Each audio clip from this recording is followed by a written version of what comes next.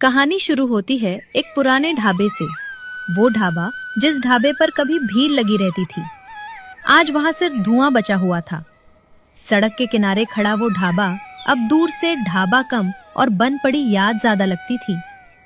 Tin की छत पर जमी धूल, लकड़ी की बेंचों पर उखड़ता रंग और चूल्हे से उठता धुआं जो अब खुशबू नहीं बस आदत थी। चूल्हे के पास बैठा रामधनी फूंक मार रहा था। आज दाल कुछ ज्यादा पतली हो गई है, पर चलेगी, पेट ही तो भरना है। वो बार बार सड़क की तरफ देखता।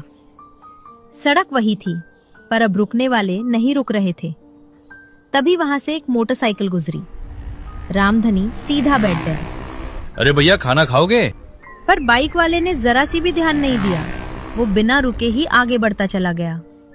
रामधनी की आंखें फिर चूल्हे पर टिक गईं। पहले तो लोग कहते थे रामधनी के ढाबे पर रुके बिना सफर ही पूरा नहीं होता, पर अब तो सबका सफर ही बदल गया है। उसी वक्त वहां एक बूढ़ा ग्राहक आया। उसने ढाबे की तरफ देखा। मेन्यू पड़ा, चावल, दाल, रोटी, बस यही। हाँ, बस यही। सादा खाना पेट के लिए ठीक होता है। अब जमाना सादा का नहीं रहा भाई। और वो चला गया। रामधनी की उंगलियां चूल्हे की राख में धंस गईं। उसी समय दूर से एक बस की आवाज आई। धूल उड़ाती हुई बस रामधनी के ढाबे पर रुकी। बस से उतरा एक नौजवान, कंधे पर बैग, आंखों में शहर की चमक और दिल में गांव की खुशबू। आज भी सब कुछ वैसा ही है जैसा 10 साल पहले हुआ करता था, बस थोड़ी खामोशी है। वो ढाबे की तरफ बढ़ा। बाबूजी। रामधनी चौंका। वो धीरे धीरे पीछे मुड़ा। अरे मोहन बेटा। दोनों कुछ पल बस देखते रहे। फिर रामधनी ने कसकर गले लगा लिया। आ गया तू शहर से? हाँ बाबूजी, पढ़ाई पूरी हो गई। अंदर से सावित्री भागती हुई आई। अरे मेरा बेटा, सच में तू ही है ना? हाँ माँ, मैं ही हूँ। कितना दुबला हो गया है तू। शहर में खाना नहीं मिलता था क्या? अरे नहीं माँ, मैं डाइटिंग कर रहा था। मोहन चारों तरफ देखने लगा। वही ढाबा, वही बेंच, वही चूल्हा, पर भीड़ नहीं थी। बाबूजी, आज ढाबा बंद है क्या? नहीं तो खुला हुआ है, बस अब लोग कम आते हैं बेटा। मोहन चुप हो गया। उसने पहली बार महसूस किया, ये ढाबा सिर्फ व्यापार नहीं, ये उसके बाबूजी की जिंदगी था। और शायद यहीं से उस जिंदगी की सबसे बड़ी लड़ाई शुरू होने वाली थी।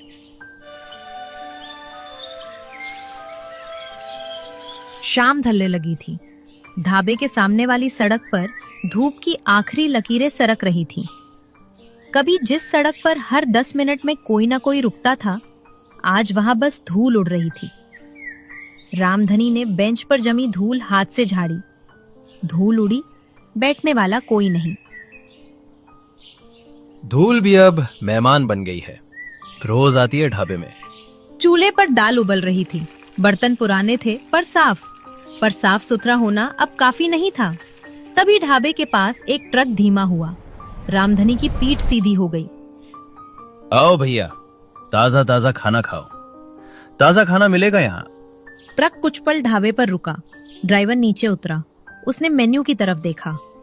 खाने में क्या क्या है काका?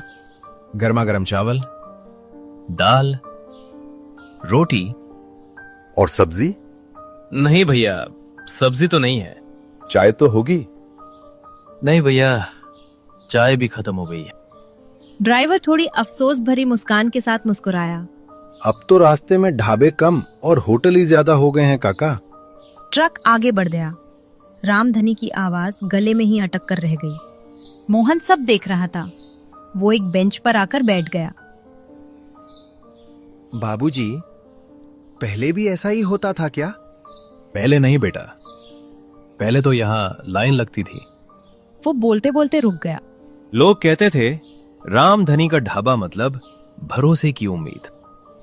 मोहन ने चारों तरफ नजर दौड़ाई। पर अब शायद भरोसा भी कुछ नया स्वाद चाहता है बाबूजी। रामधनी ने कराही की तरफ देखा और थोड़ा चिढ़कर बोला, भरोसे को स्वाद की जरूरत नहीं होती। तभी बाहर से एक अधेड़ आदमी ढाबे में आया। वो बेंच पर बैठा और खाना ऑर्डर किया। रामधनी एक प्लेट चावल दाल लेकर आया। ये क्या है? इतनी सादी थाली। सादा खाना शरीर के लिए अच्छा होता है काका। वो तो ठीक है रामधनी, पर दिल तो नहीं मानता ना सादे खाने से। रामधनी चुप हो गया। वो आदमी खड़ा हुआ और जाने लगा। आजकल दिल भी कुछ मसाला चाहता है। वो आदमी चला गया। मोहन की मुट्ठियां भीज गईं। बाबूजी, अगर मगर मत सिखा मुझे तू। मुझे पता है ढाबा कैसे चलाना है। ढाबे में फिर खामोशी छा गई। चूल्हे की आग ही बोल रही थी बस। मोहन ने चारपाई की तरफ देखा जिस पर कभी ग्राहक सो जाया करते थे। ये ढाबा सिर्फ खाना नहीं बेचता था बाबूजी, ये ढाबा कभी आराम भी बेचा करता था। आराम नहीं, सुकून बेचता था। मोहन का सिर हिल गया। अगले दिन फिर से रामधनी ढाबे में बैठा हुआ था। दूर से फिर एक गाड़ी की आवाज आई। रामधनी खड़ा हुआ, फिर कुछ सोचकर बैठ गए। आज नहीं रुकेंगे, बुलाना ही बेकार है। मोहन ने महसूस किया ये सिर्फ ढाबे की हालत नहीं थी, ये उस आदमी की हालत थी जो बदलते हुए वक्त से हार रहा था पर मानने को तैयार नहीं था। रात ढाबे पर जल्दी उतर आई थी। रामधनी ढाबा बंद करके घर आ चुका था। सभी लोग एक साथ बैठकर रात का खाना खा रहे थे। माहौल में गर्मी बढ़ रही थी। मोहन खामोशी से एक कुर्सी पर खाना लेकर बैठा था। रामधनी खाना खा रहा था, जैसे हर आवाज में गुस्सा घुला हो। बाबूजी, एक बात कहूं? अगर तेरे कुछ कहने से ढाबा भर जाएगा तो बोल। मैंने शहर में देखा है, लोग ढाबा सिर्फ पेट भर में नहीं आते, लोग यहाँ अनुभव लेने भी आते हैं। उसकी बातें सुनकर रामधनी गुस्सा हो गया। हम अनुभव नहीं बेचते हैं, खाना बेचते हैं। पर बाबूजी, आजकल खाना भी तो बदल गया है। रामधनी ने मोहन की आंखों में देखा। खाना नहीं बदला है, लोगों की नीयत बदल गई है। नहीं बाबूजी, लोगों की नीयत नहीं बदली, लोगों की जरूरत बदली है। उसके इतना बोलते ही वहां एक खामोशी छा गई। तू शहर से यही सीख कर आया है?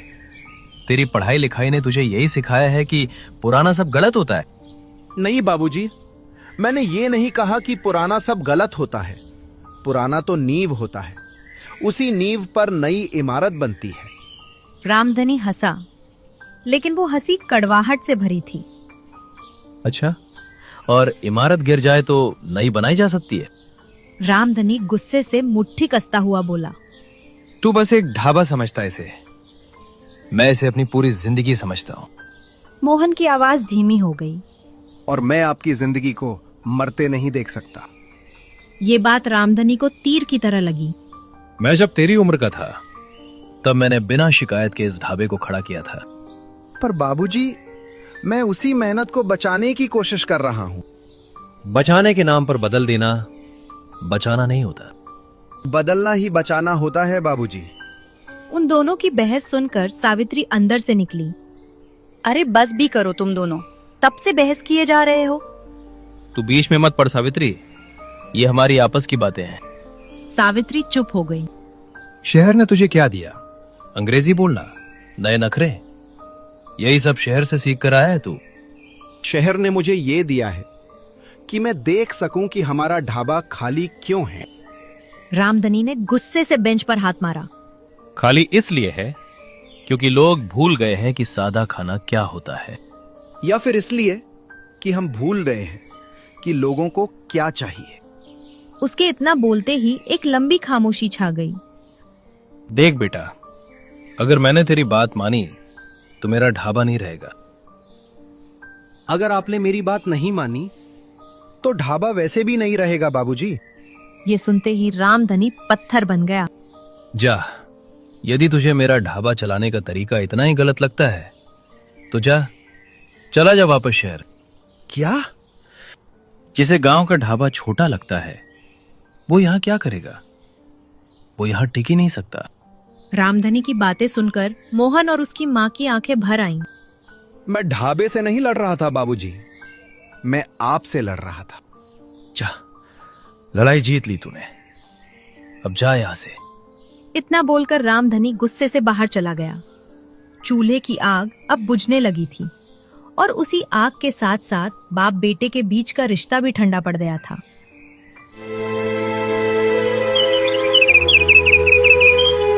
सुबह का उजाला ढाबे पर ऐसे उतरा जैसे उसे भी यहाँ रुकने का मन नहीं था। रोज की तरह ही रामधनी काउंटर पर बैठा था, पर बेंचें खाली थीं और ढाबे के भीतर भारी खामोशी थी। मोहन अपना बैग और जमीन पर रखे कपड़े समेट रहा था। हर कपड़े के साथ कोई ना कोई याद भी बंध रही थी। सावित्री दरवाजे पर खड़ी ये सब देख रही थी। खाना खा ले बेटा, रास्ता लंबा है। नहीं माँ, मुझे भूख नहीं है। बाबूजी से बात कर ली? नहीं। उसी वक्त बाहर से रामधनी की आवाज आई। बस निकलने वाली है। ये शब्द नहीं थे, आदेश थे। मोहन बैग उठाकर बाहर आया। रामधनी ढाबे के सामने खड़ा था। नजरें सड़क पर थीं, बेटे पर नहीं। मैं लड़ने नहीं आया था बाबूजी, मैं बस आपका ढाबा बचा रहा था। लड़ाई में कोई ये नहीं देखता कि कौन किस लिए लड़ रहा है। मैं सिर्फ चाहता था कि आपका ढाबा जिंदा रहे। जिंदा वही रहता है जो झुकता नहीं है। तभी सावित्री आगे बढ़ी। सुनते हो जी, बेटा है वो हमारा, कुछ तो बोलो उसे। सावित्री की आंखें भर आईं, पर रामधनी अपनी जगह से जरा भी नहीं हिला। सड़क पर बस का हॉर्न बजा। मोहन ने आखिरी बार ढाबे को देखा। वही चूल्हा, वही धुआं, वही बेंच। जब ये ढाबा पूरी तरह बंद हो जाएगा ना, तब मुझे मत याद करना। रामधनी का चेहरा सख्त रहा। मुझे किसी शहर की सीख नहीं चाहिए। मोहन ने सिर झुका लिया। तभी बस के कंडक्टर की आवाज आई। ओ भैया, चलना है कि नहीं? जल्दी बैठो। मोहन ने एक कदम आगे बढ़ाया, फिर रुका, पीछे मुड़कर देखा। क्या मैं वापस आ सकता हूँ? रामधनी ने थोड़ी देर बाद जवाब दिया। जब तू अपना मन बदले बिना आ सके तब आना। ये वाक्य सुनकर मोहन पूरी तरह टूट गया। वो बस में चढ़ गया। उसने खिड़की से देखा, माँ रो रही थी, ढाबा खामोश था और बाबूजी सामने पीठ किए खड़े थे। बस चल पड़ी। सड़क के मोड़ पर मोहन की आंखें भर आईं। रामधनी वहीं खड़े रहे जब तक कि बस धूल में गुम नहीं हो गई। फिर सावित्री धीरे से बोली, आज ढाबा नहीं, घर सूना हो गया है। रामधनी ने कुछ नहीं कहा, बस चूल्हे की तरफ देखता रहा।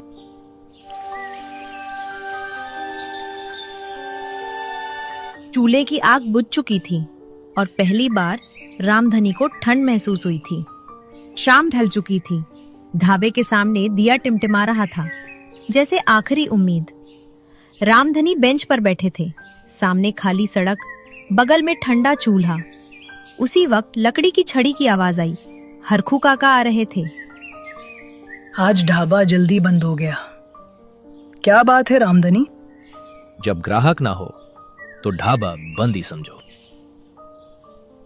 और बेटा कहाँ गया? सुना है बस पकड़ ली। रामधनी चुप रहा। उसने कसकर बेंच पकड़ ली। मैंने भी कभी अपने बेटे को ऐसे ही जाने दिया था। आपका बेटा? हाँ रामधनी, मैंने भी सोचा था मैं सही हूँ, दुनिया गलत है। पर दुनिया कभी नहीं बदलती, हम ही पीछे छूट जाते हैं। रामधनी ने आग की तरफ देखा। पर अगर मैं बदल गया तो मेरी पहचान क्या रहेगी काका? पहचान वो नहीं होती जो दिखती है, पहचान वो होती है जो बची रहती है। रामधनी की आवाज भारी हो गई।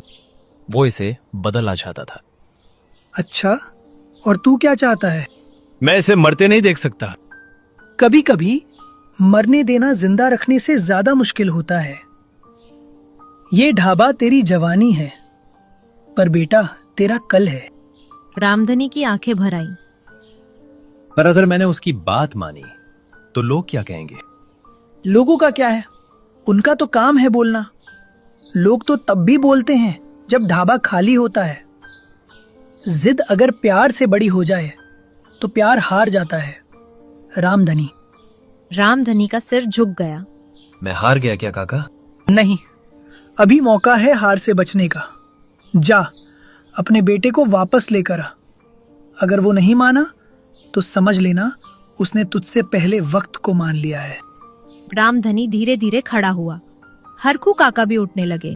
एक बात हमेशा याद रखना रामधनी, ढाबा बंद होना बड़ी बात नहीं है। तो बड़ी बात क्या है? बड़ी बात होती है घर का बंद हो जाना। हरखू पाका अंधेरे में गुम हो गए। रामधनी वही खड़ा रह गया। पहली बार उसे लगा ढाबा नहीं, वो खुद खाली हो गया है। रात पूरी गई नहीं थी, अंधेरा हल्का पड़ रहा था। रामधनी सुबह सुबह स्टेशन पर खड़ा था, हाथ में एक कप चाय जो ठंडी हो चुकी थी। तभी एक बस आकर रुकी। लोग उतरने लगे। रामधनी हर चेहरे को देख रहा था, पर वो नहीं दिखा। किसी को ढूंढ रहे हो काका? तभी पीछे से आवाज आई। बाबूजी। रामधनी पलटा। मोहन वही खड़ा था। दोनों के बीच सिर्फ पटरियां थीं और बहुत सारी अधूरी बातें। आप यहाँ क्यों आए?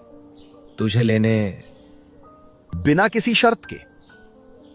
हाँ, और ढाबा भी खड़ा है, पर कब तक रहेगा ये नहीं जानता। मोहन चुप हो गया। ठीक है, तो चलूं? अगर आ सको तो जरूर। दोनों बस में बैठे, पूरे रास्ते चुप। आप गुस्सा नहीं हो? गुस्सा तब होता है बेटा जब सामने वाला पराया हो। बस ढाबे के सामने रुकी। सावित्री बाहर खड़ी थी। आ गया मेरा बेटा। मोहन ने माँ के कंधे पर सिर रख दिया। रामधनी पीछे खड़ा था। मोहन, अगर तू चाहे तो ढाबा फिर से शुरू कर सकते हैं। वही पुराने तरीके से? नहीं, तेरे तरीके से, पर मेरी आत्मा के साथ। दोनों चूल्हे के पास खड़े हुए। रामधनी ने आग जलाई। मोहन ने फूंक मारी। आग भड़क उठी। आज से ढाबा नहीं, घर चलेगा। अगले दिन ढाबा बदला हुआ था। पहले साफ सफाई करेंगे बाबूजी। ध्यान रहे, मिट्टी नहीं हटानी चाहिए। मिट्टी नहीं हटाएंगे, जमा हटाएंगे। नया बोर्ड लगा, रामधनी ढाबा, घर जैसा खाना। अरे वाह रामधनी, ढाबा फिर से खुल गया। हाँ भाई, पर इस बार थोड़ा अलग तरीके से। अब सिर्फ दाल नहीं, सब्जी भी, चाय भी। लोग आने लगे। मेन्यू में क्या क्या है? जो दिल करे सब मिलेगा। ढाबा फिर से भर गया। हाथ तो वही है, बदलाव क्या है? हाथ वही है, बस सोच नहीं है। रात को ढाबा खाली हुआ। देखा बाबूजी, सब ठीक हो गया। लौट तो आए, पर कब तक? रामधनी ने कागज निकाला। ये क्या है? मैंने ढाबा बेच दिया है बेटा। क्या? अगर ये ढाबा डूबते हुए बिकता तो ये मेरी हार होती, इसलिए मैं चाहता था ये तेरी जीत पर बिके। मोहन ने कागज पढ़ा। नया मालिक मोहन रामधनी। मैंने ढाबा बेचा नहीं, तुझे सौंपा है। आपने मुझे मालिक नहीं बनाया, जिम्मेदारी दी है। पुराना ढाबा मेरे साथ खत्म होना चाहिए था, ताकि नया ढाबा तुझसे शुरू हो सके।